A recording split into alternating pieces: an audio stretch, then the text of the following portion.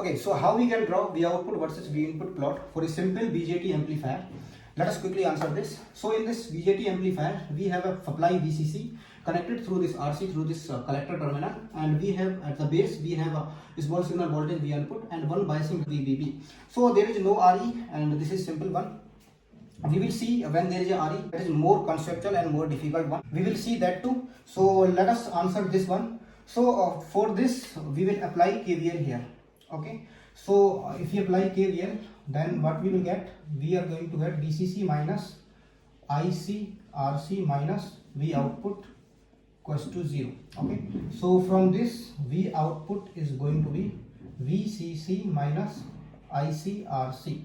So VCC minus, so this is V output, this is VCC minus IC, we know IC is equals to IS e to the power V input by VT into RC.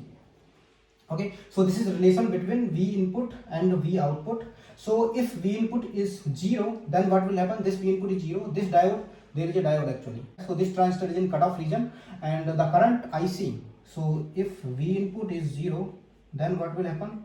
IC is going to be 0. So if IC is 0, then this term is 0. So V output will be VCC only. So V output is going to be VCC, right? So if V input is 0, so here we are getting VCC, right? Now let us see when a transistor is in saturation, so its fixed voltage will be 0.2 volt. Okay, or let us say more general case, let us call it VCE saturation, but generally it is around 0.1 to 0.3. So let us say this is that level. Okay, so this is VCE saturation level. So VCE saturation, right? Now when V input is keep on increasing, then when V input is not equals to 0, what will happen? After a certain point of V input, let us say from here, this IC will no more be 0. So IC will be increasing. If IC is increasing, what will happen? This term is increasing, right? So if this term is increasing, then VCC minus this term, so V output will be decreasing.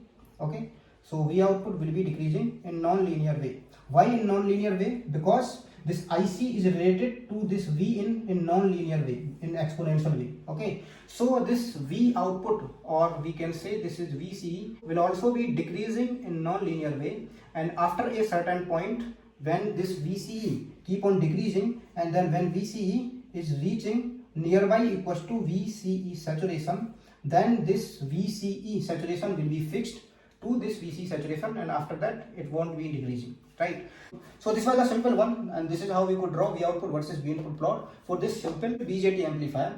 In the next video we will see when there is a emitter degeneration, when there is one RE connected in the emitter of this BJT amplifier. It is become interesting and it is a more conceptual one to plot V output versus V input plot. We will see this one in next video, and in this case people have been writing the gain equals to minus GMRC upon 1 plus GMRE. Well, this expression is correct of course, but it doesn't tell you anything when it comes to designing the circuit. So this expression comes when you use RPi model for this emitter degeneration case, but when you have to use RPi model and when you have to use T model, I'll give you thumb rule also in the next video. So using RPi model you will get this one, but we will be using T model and will be discussing how that one is more useful when it comes to designing the circuits. So this was about simple BJT. You could also draw this V output versus V input plot for a simple MOSFET also. You will get the similar plot, but in that case the transistor, that MOSFET will be on when only, the MOSFET will only be on when VGS is VTH. So that point will come around the VTH here.